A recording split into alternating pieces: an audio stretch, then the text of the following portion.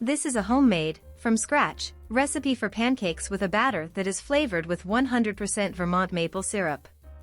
No sugar or vanilla. Just the syrup.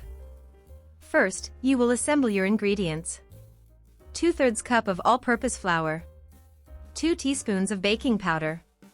1/8 teaspoon of baking soda. 3 teaspoons of maple syrup. 1 large egg. 3 teaspoons of vegetable oil. 2/3 cup of milk. A note here. Some scratch pancake recipes do not call for both baking soda and baking powder. But, it is important to do so because these two ingredients interact together and are the basis for fluffy pancakes. When they react within the batter, they create gases that fluff up the batter after resting in the mixing bowl for at least 6 minutes before you ladle the batter into your frying pan. Now you want to whisk your egg well. Then you will add the maple syrup and vegetable oil into the egg and whisk it a little more. Make sure you get all of that syrup into the egg. For this recipe, I am not using any additional sweetener, like granulated sugar. And, I am not using any vanilla extract. The maple syrup I am using is from Vermont, in the United States. I grew up in New England, and believe me, it is worth it because the flavor is wonderful. This syrup is 100% syrup and without anything artificial added.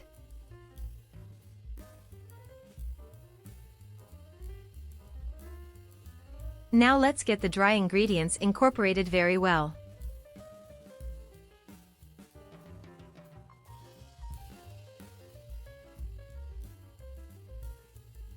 The next step is to add your milk to the flour. Then I will add the whisked egg with the syrup and vegetable oil to the bowl and mix everything. Do not overmix your batter. Doing so will take the cake texture out of your pancake. It will be rubbery and not what you are looking for. A tender and moist pancake.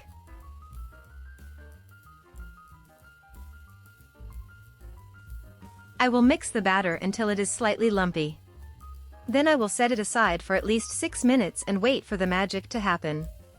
Gas bubbles will begin to form, indicating that the baking powder and baking soda are doing their job. This is exactly what you want to see happening. While the batter is resting, you will need to heat your pan to a medium heat setting. I am using a cast iron one that I found in a thrift shop.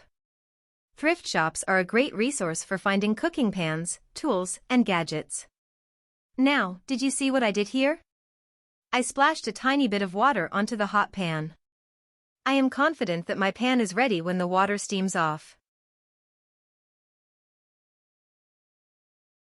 On goes the vegetable spray and I use a half-cup-sized measuring cup which I will use to ladle the batter. This will give me a good-sized pancake. This recipe is for 4 large pancakes. Use a smaller measure, like a 1/4 cup, if you want smaller pancakes. Now we wait.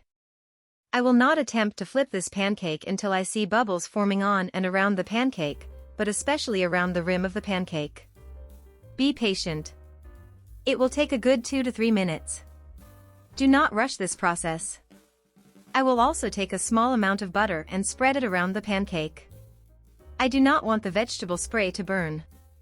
The butter will help with this and provide a crisp edge to the pancake.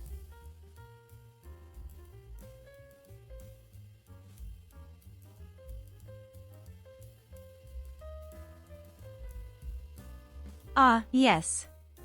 This is what I want to see. The pancake is coming along just fine.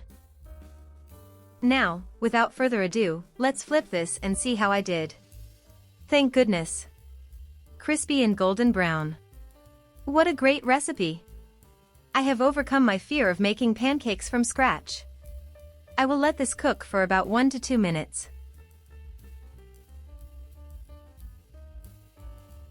Here is an easy and clever way to check your pancake. Take a toothpick and insert it into the thickest parts of the pancake. The toothpick should come out clean.